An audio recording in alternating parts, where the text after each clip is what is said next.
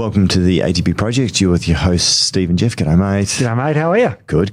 Mate, we're talking about the Noway Bar. Yes! I could title this Going BarKIng Mad. Oh, yeah. And you just call me the BarKIng, right? Yes. Because seriously, I think I am barking at the moon.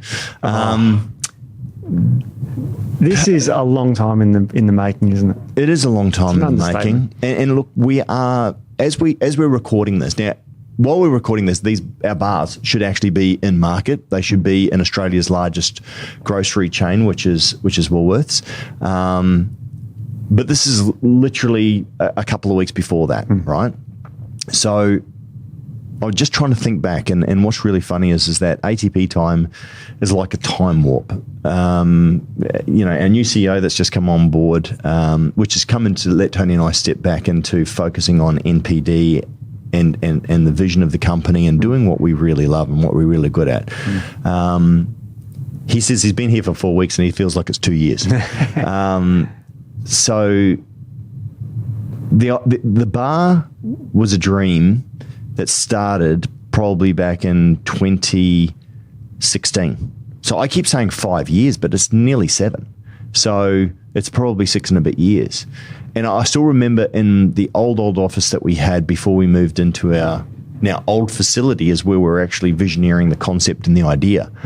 So what we wanted to do with this episode is take a bit of a walk down memory lane, but also look at other bars that are out there in the marketplace and how we compare. And if you like, the vision of the entrepreneur is about changing the world, about doing something better, about it's not based on money. And this is really funny because Tony and I were listening to a podcast, and true entrepreneurs are focused on creating value and on doing things that are new and noteworthy and different and answering people's questions and finding better ways of doing things.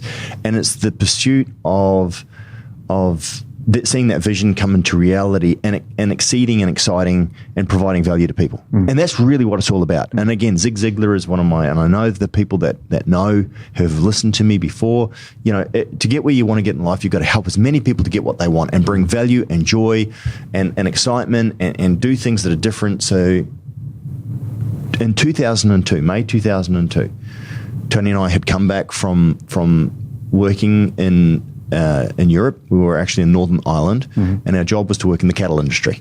Now, that's not where the idea for the bar came from, funnily enough, because obviously collagen comes from cattle. Yes. But we worked in the cattle industry, and we lost all of our savings. We lost everything because we had invested into a company that brilliant entrepreneur, his name was Terry Park. He created the Park rotary shearing device. He actually had a tire shredder as well to break those tire pieces down, and then they were to go into an oven and to extract the oil back out of them. He's a brilliant man. The rotary shearing device was an answer to a problem where a lot of people, especially in the Northern Hemisphere, they'd have to shave the cattle before they were sent to the abattoir to get the mud and the dung and all the rest off them before they made the incision. Obviously had to be done while they were still alive, and people were being injured all the time, right? So here was an answer, because the oscillating shearing device would grab a hold of barbed wire or a chunk of mud or a stick or something like that, and would literally kick, and it would pull the hair on the cattle, and the cattle, those hoofs coming back were like sledgehammers. Oh yeah. So the amount of damage that could be done. This was a better mousetrap. So Tony and I were in Northern Ireland, and foot and mouth disease hit. It's funny, all these bloody diseases that are going around these days, right? So he said, don't come back. We'll regroup. We'll wait until foot and mouth. And I felt sorry for the people that were over in Europe at that time, specifically in Northern Ireland where we were. They had generational breeds of cattle that were shut down. Long story short, we came back and we had invested all of our money into the company as well, to everything. We'd sold our business. We were a very small commercial cleaning company back then. All the money that we had, we'd put into that. And Terry died of a massive heart attack. And we thought, oh no. And the 2IC rang me and said, don't worry, Jeff, I've been with Terry from the get-go. We'll be fine. We'll get back over there. And it was something that I was passionate about because it was helping people. It was keeping people safe. And the company had a fantastic ecological vision to get rid of the massive problem that was tires. I mean, I just loved the solution to the problem that they were creating. on Terry's, I think it was the day of his funeral, the week of his funeral, the 2IC died of a massive brain aneurysm. And the company effectively fell apart, right? So I remember sitting there in 2002, drinking a bottle of wine, watching the Twin Towers get hit by the planes, right? I'm just sitting there going, this is the lowest of the low. I had bankruptcy papers on the table. I was living at my parents' place. And my dad said to me, he goes, Jeff, what are you passionate about? I said, well, video games and supplements and helping people, right? Yeah. And he goes, well, why don't you do that? So Tony and I started a business selling other people's supplements, and one of the supplements that we were selling were protein bars. Right. Now, we ran that company for over a decade, and we became very successful, one of Australia's best resellers of people's products. And it was about really customer service, creating products, helping people, educating people. And I was very passionate about it. But one of the things that I hated were these bloody protein bars. The idea was great. It was convenient, but they tasted like chalk. Yeah. They were, you'd drink them and you'd have to drink like 3 liters of water with them as well too. They had strange aftertaste to them as well too. I mean, they were just no good. And so the seed of the idea of creating the protein bar, I guess, was germinated at that point. So fast forward 15 years later, about around 2015, when we started working with Collagen, I went, well, what is the problem with the bars? And as I said, they were chalky, they were using denatured whey, they had soy protein crisps, they had maltitol and sorbitol that rip your guts apart. And I just wasn't very, very impressed at all. And so I went out with the vision to create a Turkish style type protein bar that was free from artificial colors and flavors, had a proper serve of collagen. Now, collagen, the beautiful thing about collagen is you can bake with it, you can heat it, you can cook it, and it doesn't denature. No. It doesn't lose any of the effects of its properties. And nobody could create it. In fact, it's funny because there's another very popular bar, and it's a great story, and I give kudos to these guys as well too, and that was the Quest Bar guys. Yep. They had a very similar story. They had a vision of what they wanted to create, and they started cooking it in their kitchen, and they went out to contract manufacturers, and nobody could make what they wanted. So they invested into their own machinery, and they broke machinery and just all the rest of it. And anyway, they stretch, struggle, success. And that's how it comes, right? You stretch yourself and then you struggle, and then finally success comes if you don't give up. So anyway, we went out to all these different companies, and the products coming back were just like terrible. And I didn't understand, but one of the major problems at that time was what they call cross-linking, which is where the ingredients in the bonds mesh, and it becomes like a rubbery thong. So anyway, I thought, well, screw it. As in the famous words of Richard Branson, let's do it. Yeah. So we went, okay, let's do it ourselves. So we invested into invested a staff member that was an expert in collagen, and we just had a crack. And man, we made a lot of mistakes, but finally and eventually we came out with our first bar. Now, many of the people that are listening to this who are familiar with our company probably have had this bar. And Matt, you can show the imagery on the screen for those that are watching on YouTube as well too. And the bar itself was this kind of semi-translucent rubber thong. And that's probably the best way to put it. The texture, the flavour was okay. Flavour was okay. And look, the chocolate one was quite popular. And look, to this day, we still get people asking for it, right? Yeah. And for the hardcores, it was great. It had, I think, 30 grams of protein, if I remember correctly. Yeah, it was a fair whack. It was good. It was collagen. It was gummy style. But it was tough. It was like a thong. It was pretty tough.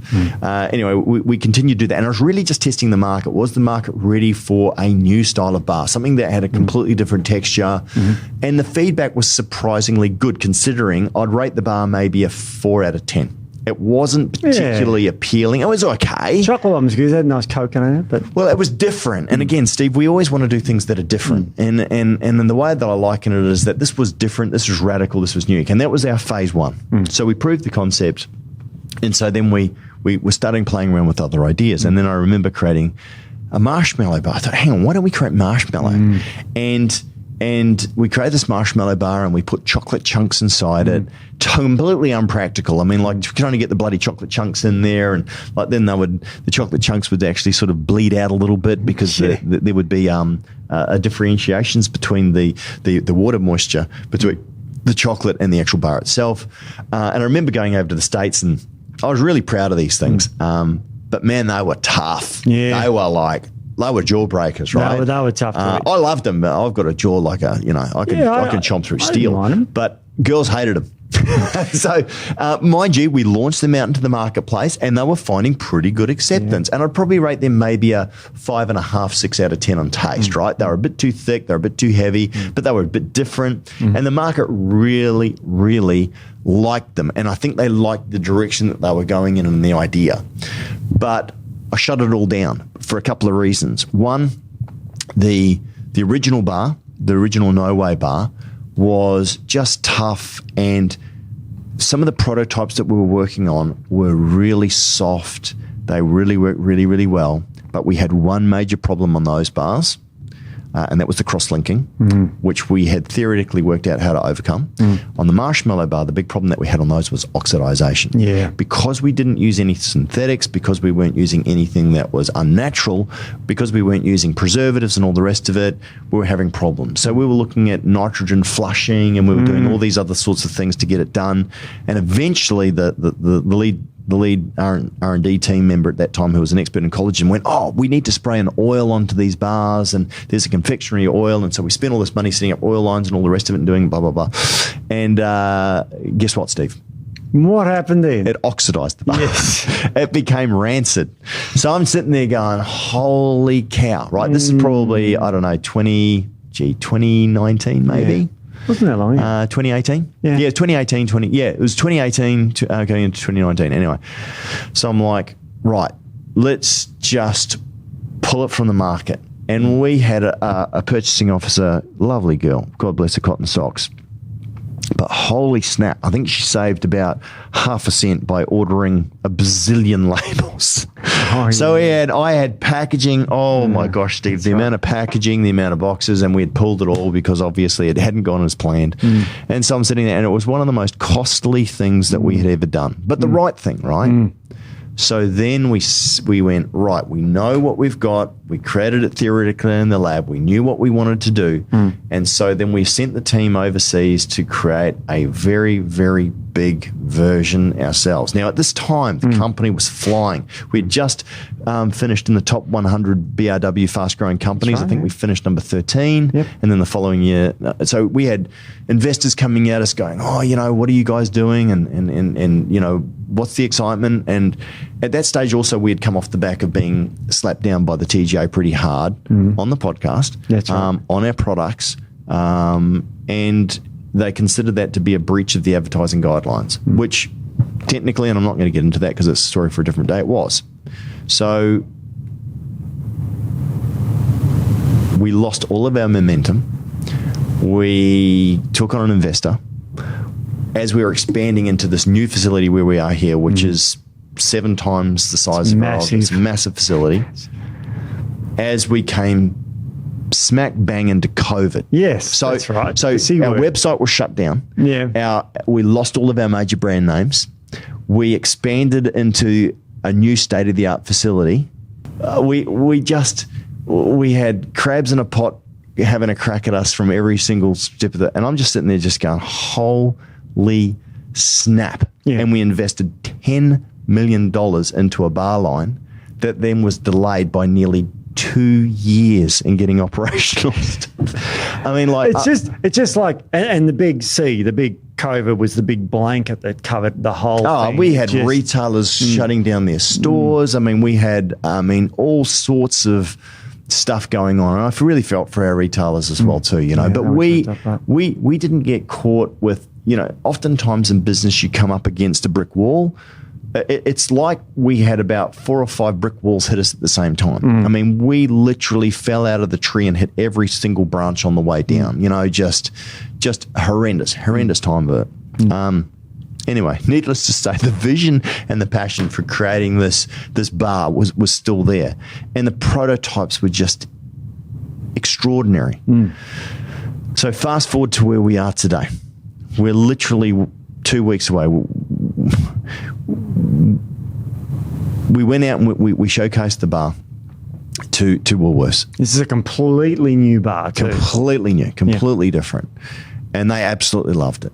And so they came back and went, right, we're going to arrange you in all stores. And we're like, okay, next problem is holy cow, now we've got supply chain issues and we've got supply issues and we've got all this sort of stuff. But the bar is designed, if you like, to reintroduce people to ATP Science and people that have never heard of ATP Science and give them something that's new and novel and exciting in the fast-moving consumables to serve our loyal retailers that have supported us all through this time as well too, to bring in new customers so that they can talk about people.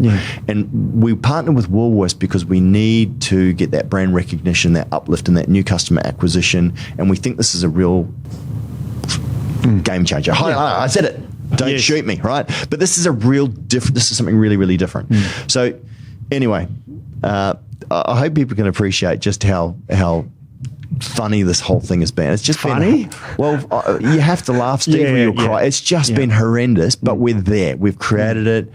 And now we can't keep up with demand for the purchasing of the bars, it's right? I mean, oh my gosh. I mean, and again, like, for example, some of the things that we did, we got these, we spent $60,000 on these silicone molds.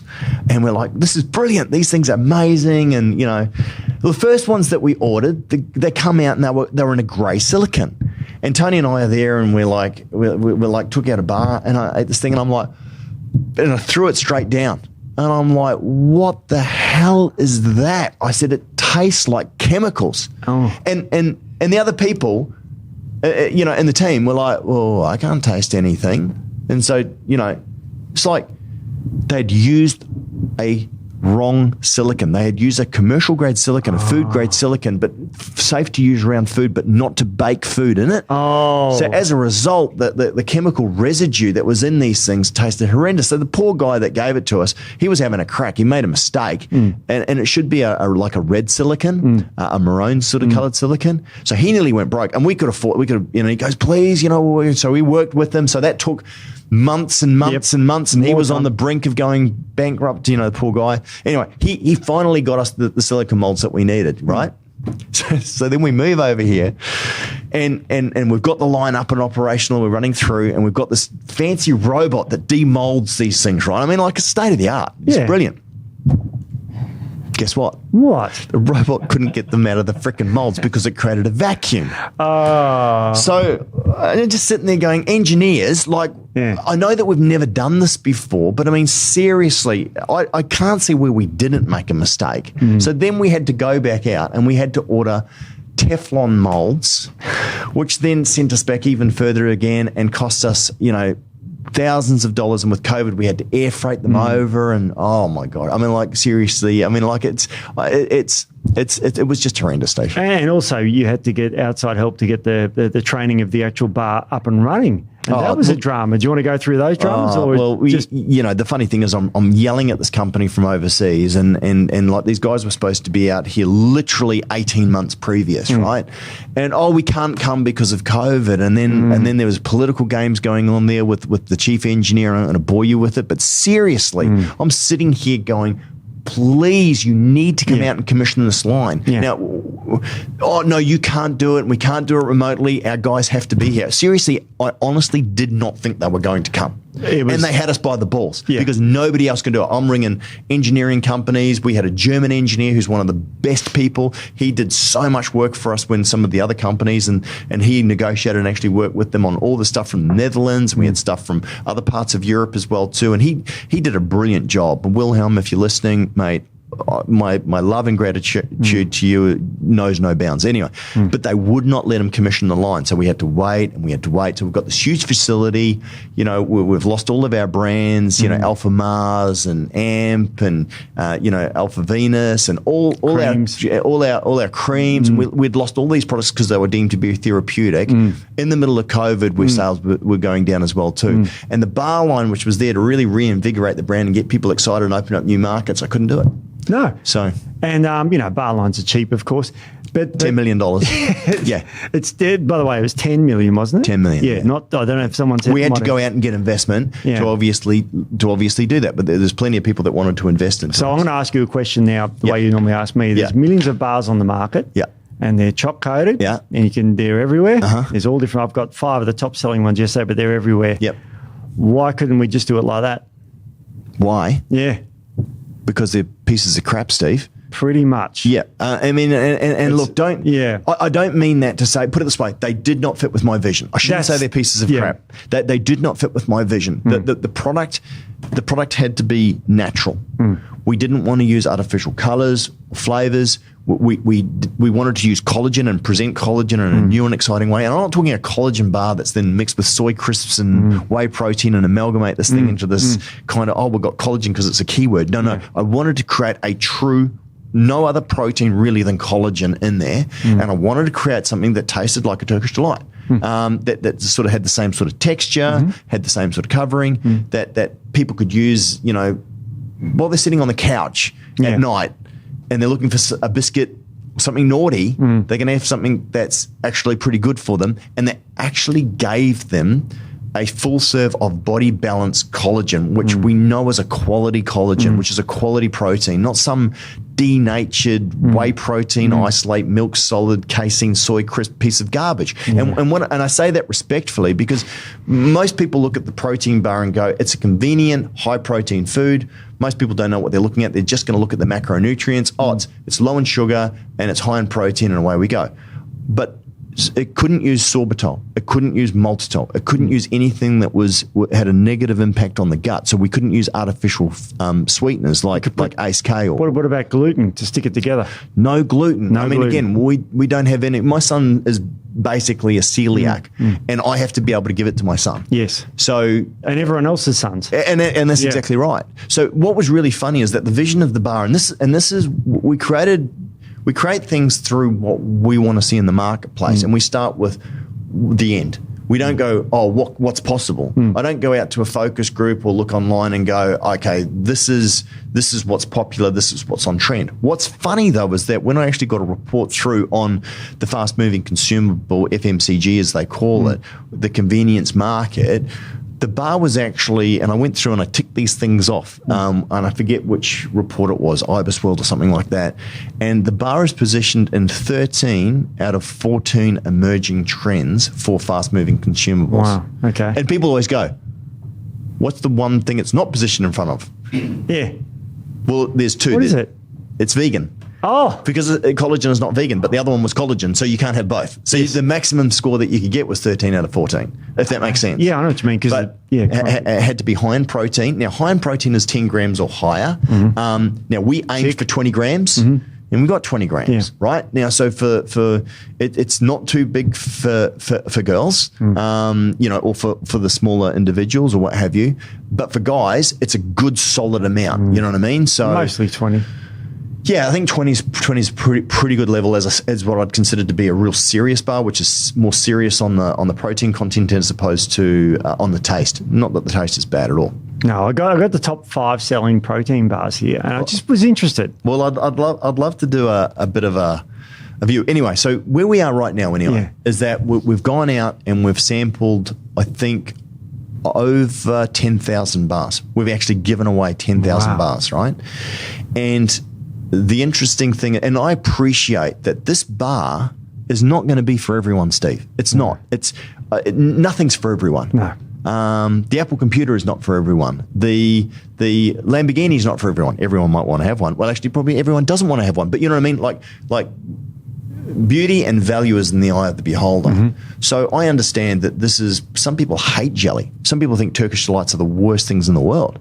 But I like them. And the nice thing is I think a lot of other people like them. Anyway, as we went out and we've tested these bars, and I have to say, for everyone that's given us feedback, for all the gyms that we've gone out to, and the team have done a brilliant job, Mick and Grant and Aaron and Beck, and we went to the Torian as well too, and the CrossFit community, and sort of trialing them out there, and we've been at Good Life and all these other places as well too.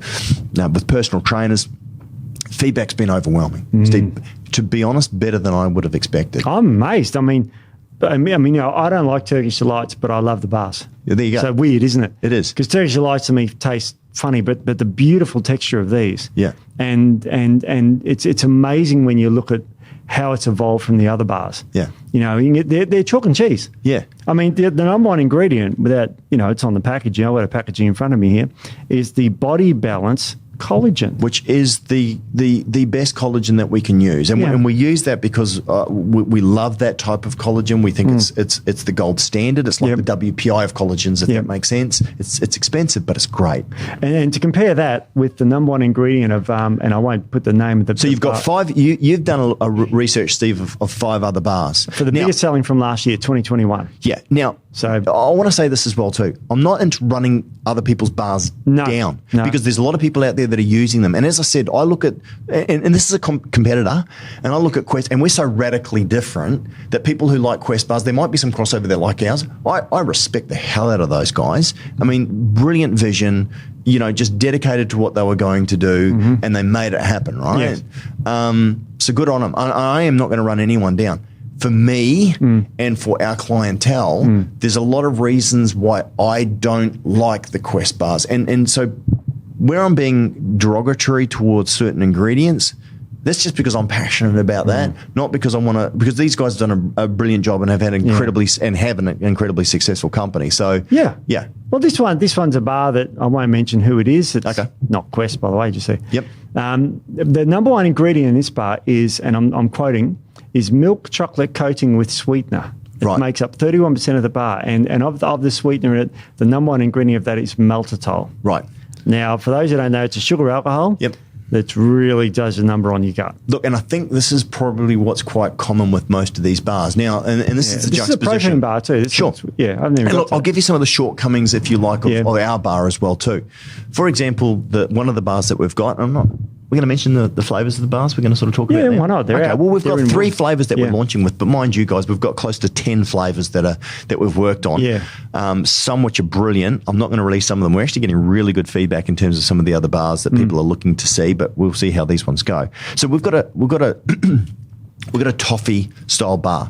Now, I actually asked the team, I went, guys, because we're mucking around with this flavour and that flavour and all the rest of it, I said, you know what I'd really like and I think would go really well? I reckon like a deep burnt toffee sort of a flavour. So the team went out and created something and everybody tried it. Everyone was like, this is really, really good. It's very decadent. Yeah. It's very rich, but it's very satisfying, especially if you've got a sweet tooth and you're looking for something to have after dinner, maybe with a cup of tea or what have you.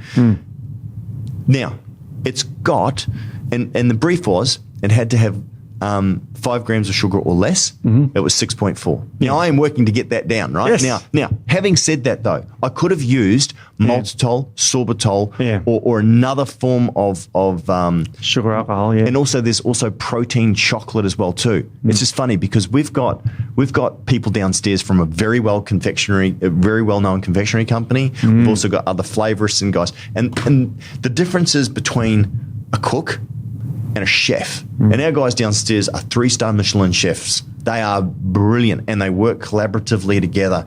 And I asked her, I said, look, I want to get that down. She goes, Jeff, unless you compromise on your principles of using maltitol or sorbitol, I said, that's off the cards. She goes, why don't we use a really high quality chocolate, which we did. It's a beautiful Belgian, Australian made chocolate, believe it or not. We actually get it from Australia. So the sugar content is slightly higher than many of the other bars that you may see out there. But in the grand scheme of things, Steve, it's about a teaspoon of sugar. Yeah, and you got to remember that the number one ingredient of this is maltitol, which is sugar alcohol, which is it's not technically sugar, but the second ingredient in this one is cocoa butter. What's cocoa butter, Steve? It's just the saturated fat out of cocoa. Right. It's like, and the third main ingredient is whole milk powder. Whole milk solids, right? Is that a whole milk powder? Whole milk powder, So that's like skim milk. Yeah, skim milk with dry, dehydrated. So, I mean, that tastes pretty good if you flavour it right. Oh, I don't know. But it'd be high in lactose. It would probably be very, very high in lactose. Yeah, of course. And you've got cocoa mass, emulsifier, and soy lecithin. And vanilla extract. So lecithin is more of an emulsifier? Emulsifier, yeah. Yeah, so that helps to keep everything It mixes fats and oils. Yeah. That's what a emulsifier does. Yeah, so it gives it a texture, right? A consistency. Exactly. Okay. So it's not terrible. I mean, soy lecithin is not terrible, to be fair to soy lecithin. But the first ingredient of this is the milk chocolate coating with sweetener. The second most popular ingredient of this one is caramel layer with sweetener. And guess what the sweetener they used? Sucrose. Maltitol again. Oh, maltitol again. And condensed milk. Condensed milk? Yep. Cocoa butter, humectant, don't know which one, sorbitol, Sorbitol, evil. And fatty acids and salt and colours. Well, I don't mind salt. Steve, I don't mind. I mean, if I'm going to be honest, salt's okay. Yep. And then you've got milk protein as the next ingredient. After that, you've got collagen. Right. And they call this a collagen bar. Yeah, of course they do. You throw a spattering, a pixie dust thing, because what they're doing is they're picking up on what's popular. Yeah. I don't know what bar it is. I don't want to know what bar it is. No, I won't say it don't tell me camera. because, again. But, it's a popular one. Very popular. You would have heard of it. Okay. Well, that'll be blurred out, so don't worry. Okay. Well, again, Steve, maltitol, sorbitol, absolute no-nos for me. What that does to the gut. And look, guys, have a listen to our episode on sweeteners. And we actually go through and we break down the different sweeteners and we rank them from harmful to harmless to good for you. At the end of the day, sugar in moderation is not bad. And it's one of those types of things as we see as well too. I'd much rather use agave, honey or sugar in moderation, especially when it's delivered with fiber and with protein to reduce the glycemic index of that sugar as well too. Small amounts are not terrible. And again, I'd much rather use a sugar than what I'd rather use a sugar alcohol. Well, our bar's got full of. I mean, as you said, bovine collagen's the first ingredient. Second one is water, and the third one is that beautiful dark chocolate. Steve, could we maybe refer to that as aqua? Sorry. I mean, it sounds better. No, it's water. But yeah, and it's purified water. The funny thing is that I think even I remember the expense of actually getting the water for purifier here as well too. We were bringing in water externally, and now we've got a water purification unit on there as well too. It's flipping ridiculous. I mean, you think $9-10 million. How could you possibly spend that? I can show you how we spend that. It's crazy. Yeah. So I've got another bar here that's interesting. It's a protein bar, very, very popular one. And the number one protein in this one is milk protein. Milk, yeah. And it's like, what are you going? And also this. But milk protein, Steve, it tastes good. Yeah. It carries flavors, like milky flavors, obviously, really, really well. But the problem, Steve, obviously, is that if you're cooking these bars, which I'd imagine they probably would be, they wouldn't be. These ones are the ones I'm talking about here are cooked. Yeah. And then they're coated with a white milk chocolate coating, and the number one ingredient of that is palm kernel oil. Ooh. And it's sweetened with sucralose. There you go. And again, creating insulin. Insulin resistance. Which is really, really, really bad. Yeah. So, again, pick your poison effectively. Yeah. And again, these things masquerade and this is what they've trained people to do. Just look at the macronutrients. Don't consider your gut health. Yeah. Don't consider carcinogens, known carcinogens. No. Don't consider the orangutans that are they've been deforested by having palm oil. The other problem with this, of course, is it's the other protein in it is sodium caseinate. All right. So, casein. So that's a which crosses the blood-brain barrier. Yeah. Steve, it also creates leaky gut as well too, if I remember correctly. It does irritate the gut dramatically. Yeah. So, and again, Steve, I don't know about the casein, whether you can cook with that or not, but with anything that is heated, that will denature the protein. Yeah, it will. Which means that the protein strands sort of form into this sort of big clump. Yeah. Now, can the body, when the protein has been cooked, whey protein I'm talking about, whether it be what have you. I don't know about casein, Steve. I don't know if you know this or not. Can it be cleaved down into the dientripeptides? It can be, yeah. Okay. It just puts strain on the digestive system, which is why you eat a protein bar and you go, in the olden days. Yeah. Not with our bars, and I'm biased, but they do not upset your gut. But is that the maltitol and the sorbitol that's doing that as well? So you're getting double whammies. And the sucralose and the artificial flavors and sweeteners and artificial, these bars, I'm only highlighting a few of them. There's some nasty things in them. Well, highlight the really bad stuff that's in this. Because the other one's got artificial colours and flavours. So yellow lake and that sort of stuff, Steve? Because, there's DNC yellow coming up on one of the other bars. Well, you look at that, Steve. How carcinogenic is that? It's terrible stuff. It's something that we would never put into our body or give to our children, right? And this other protein bar, I'm going for a third one now, very popular company that makes this. Its number one ingredient is coca mass and then maltitol. What's coca mass? Coca mass is just the chocolate compound that's been concentrated down. So it's got no... it's just refined coca. So no polyphenols, no good nutrients. Not anymore. Yeah. And then, cocoa butter, milk emulsifier, and then it's got, glycerol, which is fine. That one's fine. But, and in this one, contains milk, soy, wheat. I mean, this is what it says. Yeah, highlighted. Wow. It's got starches, hydrolyzed wheat gluten is in this one. Yeah, this is a very popular one. A lot of them with the wheat as well too. And what's funny as well too is that a lot of people go, "Oh, well, I'm not celiac or I'm not gluten intolerant." But the problem is that if you are eating a lot of these bars, especially if they are high in gluten, is that they create zollulins, right, Steve? Yeah. Now zollulins, they sound like Space Invaders coming from Mars, but zollulins are highly inflammatory, specifically for the gut, right? Very bad for the gut. And terrible. And so, I mean, these bars, I mean, as I said, these are straight off their labels. And you can read them. I'm not making this stuff up. Sure. It sounds like I am. Yep. It's terrible, there's other ones that are considered natural collagen bars. Right. There's this one here. Yeah. And you're right, it's got the smatter of collagen. The number one ingredient are nuts, peanuts. Okay. Well, I don't mind nuts, Steve. No. I don't mind nuts. I don't mind eating nuts either. But it's sort of like, that's called a collagen bar if the first two ingredients are peanuts and cashews. I actually really like that. Peanuts, cashews. It's kind of cool. And look, right. As I said, I mean, I'll give praise and credit where credit's due. Sure. So, I mean, again, if you've got a nut allergy, you can't have that. You can't put that in a school box, a school lunch box for primary school, right? No, you can't. So, okay. But anyway. This one is pretty high in grass-fed collagen. Liars. Yeah, I know. Okay. I know. Right. It's just terrible, and it's sweetened mainly with maple syrup. Well, actually, I don't mind that. Tapioca starch, Steve. Yeah, I'm not against that. No. Organic maple syrup, MCT. Medium chain triglycerides. Yep, from coconut probably. Yeah, it's all right. Acacia fiber. This one's the best of the bad lot. It's only got 15 grams of protein, but that's all right though. I actually don't mind that one, Steve, to be honest. Xylitol, though, can be a little upsetting to the gut. What I don't like is that if it's only got 25% collagen, then only 25% of that 15 grams is collagen. Yeah. So ours has got 20 grams of collagen protein. Yep. And theirs has got literally 1/4 of 15, which is 4 grams. 4 grams. So you can see the difference. Ours is 5 times more collagen. Yep. So value for money. Yeah. So another one.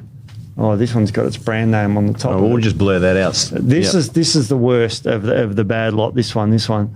It's a company, and it's got like, you name it. The first protein ingredient, this is hydrolyzed collagen, soy protein isolate, and calcium caseinate. Oh, there you go. So it's like the hydrolyzed collagen's all right, but it's not not one that's been tested. Yep. So they had casein and they had soy protein as well in it too. Okay. And this one's full of sorbitol, maltitol, artificial sweeteners, canola oil. These guys just went rapeseed oil, Steve. Yeah, it's got everything bad in it. It's got even peanut flour, and I've never even heard of peanut flour. So there you go. It's got all the artificial sweeteners, sweetened with sucralose. And that's the big one for us as well too. And I guess part of the point of difference that we really wanted to look at is utilising, and that's why the last one that you had, Steve, that actually had the nuts in it, I actually don't mind that. That one's all right. I actually don't mind that one. And again, they use monk fruit, I think, for their sweetener as well too, which is not bad. Using a bit of maple syrup. Again, I actually like maple syrup, right? So there are some bars out there that are maybe pretty good, but I think if you're looking for something that is really going to satisfy that sweet tooth but give you a serious injection of collagen, that's why we've created these bars. I mean, if I can run through the attributes of the bars as well too. 20 grams of protein. Yep. They've got 9 grams of fiber. Soluble fiber. Soluble fiber. They're good for us. They're one that breaks down to the short-chain fatty acids in the gut that are very healthy for your gut. Yeah. So forget the protein and collagen for a sec. This is a good high-fiber bar. Well, and Steve, the reason why we did that as well too is that the standard American and the standard Australian, the SAD diet, if you like, is typically about 14 to 15 grams of fiber per day. Now, we know that as far as the recommended daily intake is concerned, and Steve, we always consider the RDO on this to be probably a little on the low side, is 25 grams. Yeah, so people aren't even getting the recommended amount of fiber per day. Now, for especially soluble fiber, you get that in your apples, you get that in your What else do you get that in, Steve? Well, all your vegetables, all your vegetables and salads and fruits and peanuts. So you need soluble fibre, and people just aren't getting enough. No. They eat grains, and most Australians don't eat enough fresh fruit and vegetables. There is no gluten. There is no soy. There is no lactose. There is not. I mean, again, sucralose. There's no sucralose. No artificial flavours or colours. We give this to our boys, both of our boys. One's 8, one's 14. My 8-year-old, he's getting them stolen out of his lunchbox now because I think the other kids are seeing it. And it looks like a lolly. It looks like a confectionery, right? But he's getting 20 grams of protein. And that's the thing I said as well too. In most kids' lunchboxes, how much protein would you say that they're getting on average, Steve? All right, let's break it down. Let's say you have a fruit and a sandwich and a juice box. Yep. So apple fruit and fruit juice, nothing. What happens if they're getting a honey sandwich or a jam sandwich? Well, it's close probably enough the bread. to zero. They might be getting maybe 2 or 3 grams of protein in the slice of bread, and it's gluten protein. Yep. And so it's terrible. Yep. It's a train, and these kids are active. Yep. And so they're just having sugars. Yep. So typically in the morning, we don't get the sausage and eggs or scrambled eggs anymore. My boys actually had scrambled eggs this morning, but typically they're getting toast. Quick, grab a toast, or worse, something synthetic. But so they're not getting really much protein there. They might get a little bit from the milk, but again, Steve, I mean, what's the quality of the protein out of the milk? The first time they're getting any sort of protein is really with their evening meal. Yeah. So, this is a good way to give them something that's healthy. It's very Fill healthy. them up, high in fibre and protein as well, and it's chocolate coated. They're the good Belgian, no dairy chocolate. Yep. Dark chocolate. Yep. So this is the polyphenol rich chocolate. Yep. Now we had to put on there that it may contain traces because we've asked for a non-dairy thing, but it's manufactured on a line that does. So so that's why we can't say it's dairy free. But the amount of dairy that would be in there would be virtually non-existent. Virtually nothing. 20 grams of protein. Yep. Loads of fibre, no artificial sweeteners, no artificial colours. So it's a good slug of protein and fibre. Yeah. And people forget the fibre. It's so important. Yeah. And, you're going to get the Bodybalance protein, which is really good for your body. We'll leave it at that. But it's got everything in there and it tastes great. So we've launched it in 3 flavours, and it's a toffee. Yep. We've also got a chocolate. Now the chocolate is it's a very unusual chocolate. There's actually multiple layers of flavors in there, and it's actually got really light hints of vanilla that run through it. So I think that will be probably the most popular, but I could be wrong. And the other one, and I know this is going to sound really strange. Yeah, this is weird, but because we had a lot of people, weighing in here. And there's a perception and then there's a reality. Now, Steve, this last flavor that we've gone for, maybe a little bit of maybe a bit unorthodox. It's certainly not the flavor that I would have chosen straight off the bat. But the feedback that we had, both internally and externally, when we tried this flavor, is that it was overwhelmingly positive, not just for people who like the flavor, which isn't a majority. Most people would go for a chocolate or a toffee.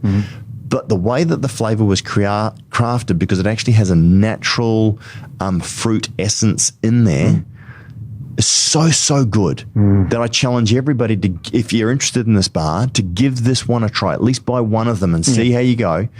And it's actually chocolate orange. And I know that people are going, I don't like chocolate orange. And some people go, I love Jaffa. I love it. It's a really light, true to flavor, just... I'm going to say this really strange because it's going to sound really kind of weird, but it's a beautiful light flavor, and I haven't, even people who aren't drawn to chocolate orange try it, go, wow, that's really good. Reminds me of this choc orange thing we used to have as kids, and I don't know if they're still around there. It used to come in an orange wrapper. Oh yeah. But I had one of the orange ones on a stand that we're at the Torian. Yeah, Torian. Yeah.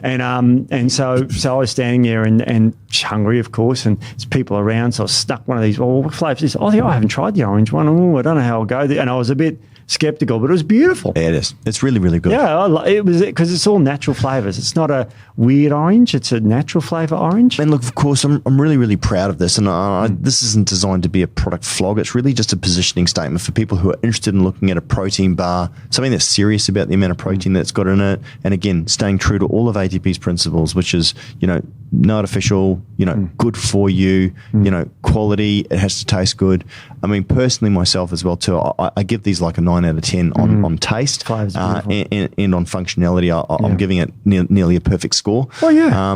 But I think we've got other versions and variations and flavors coming up. But the next style of bar that we're working on as well too will be coming hopefully down the track sooner rather than later. But anyway, I'm very, very proud of it. I know the whole team are very, very proud of it. It'll be in stores as you're listening to this podcast. If you can't find it in stores, it may be on the website, and it will be going out as soon as we can get because manufacturing is just pumping like consistently. Right now, they're going, aren't they? Our biggest problem is that we need to order more materials, and we need to order to keep up with demand. Yeah. And it's going to be in your vending machines. It's going to be in your local gym. It's going to be in your specialty retailers. Hopefully it's going to be everywhere as soon as we can. Obviously, ramp up supply to obviously get the products out there. And if you get stuck as well too, we do keep some on our website. So if you can't find it at your local supermarket, you can grab some from us as well too. So Woolies is where you get this from. Yeah. Yep. And so what I would do is look for the flavour you like, and then maybe you can buy a box of it after that. Yeah. Because Woolies you can get individuals, so you can try it. So try the orange. I agree with you. I think I love the chocolate. I do. The chocolate one's beautiful, but the orange one, I'm surprised. Yeah, well, I'm betting that the chocolate will probably be the most popular because people will like it, and it's really nice. It's not like a really heavy chocolate. It's actually really light, vanilla-y sort of flavour to it. And then you've got the chocolate orange, which I think is brilliant. And then for the decadent, for the people who love the toffee, the burnt toffee, the sort of deep caramel. And again, it's really funny. I mean, you talk to 3 different people, and you probably get 3 different responses. But anyway, let us know. How you go. I can't wait for these to be. I mean, as I said, we're recording this before. Now you're listening to this, it's late January, late June, so they're out there. But I just can't wait for them to see them in the shops. The idea, and again, guys, we're trying to get it out to our retailers. We're trying to get it out through our network as quick as possible.